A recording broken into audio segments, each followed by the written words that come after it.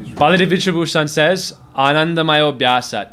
The Mayavadis say that Anandamoy means it's either the individual soul or it's the Shakti version mixed with the three gunas of the Lord.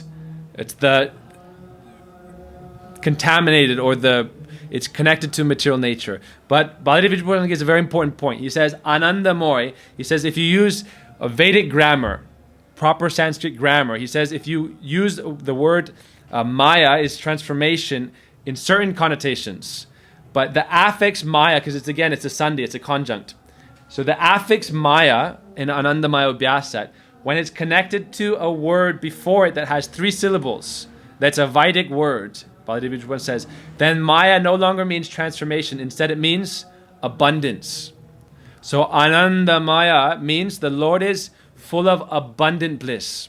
Anandamayo Bhyasat. It is not a transformation of the Nirgun Brahma. It is itself the Nirgun Brahma.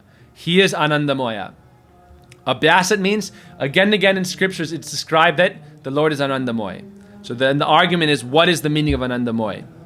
And that's when Baladev Vicharbhushan says, Maya affix connected to Ananda, which has three syllables, becomes abundance.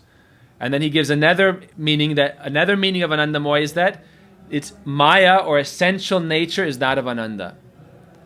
And so by worshipping that source of all Ananda, one can enter that realm and experience full of Ananda. But separate from Krishna, we're searching for Ananda, but we can't ultimately find it. We find some dull reflections of it, like Jadananda, gross material pleasures through the senses, like sex or eating foodstuffs. Each of the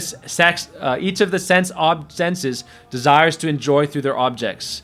But to really taste Ananda, then you have to do what's called Rishikena Rishikesa Sevanam Bhakti Ruchate. Bhakti means offering each of our senses completely to Rishikesh, the master of the senses, then you can fully experience Ananda.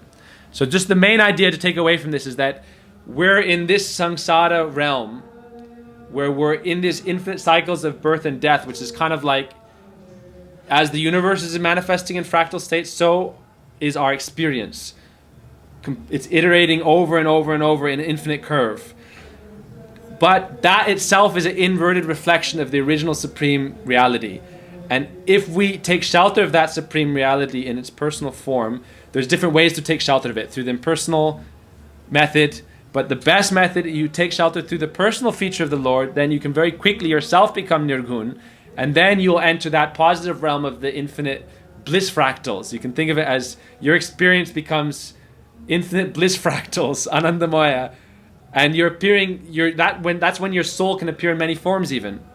Your soul at that point can bifurcate. You can be in Navadvip Dham, you can be in Braj Dham, you can be in all the Lord's different leelas, like they say Swami Prabhupada. He's present in all his murtis. Gurudev, he's present with all his pictures. Your capacity as a soul expands exponentially to the point of infinity. As long as we're in Maya, our capacity is very small. But when we enter the supreme reality, our capacity becomes so great, it's like approaching the state of infinity. So that's when the soul can be Sarva Bhuta Hridayam Munamana Tosmi. Vyasadeva prays to Sukadev Goswami saying, he is Sarva Bhuta Hridayam Munamana Tosmi. That great Guru, he is present in the heart of all jivas because he is present with Paramatma. Then the qualities of Paramatma is with him. The Lord is never separate from his associates. Nitayar Charana Satya Tahara Sevaka Nitya. Shastra says that the Lord and his associates are always connected. Therefore, wherever Krishna is present, we will also be present, experiencing that infinite bliss fractals. So we can discuss that, and we'll stop here, or we can discuss it as you like.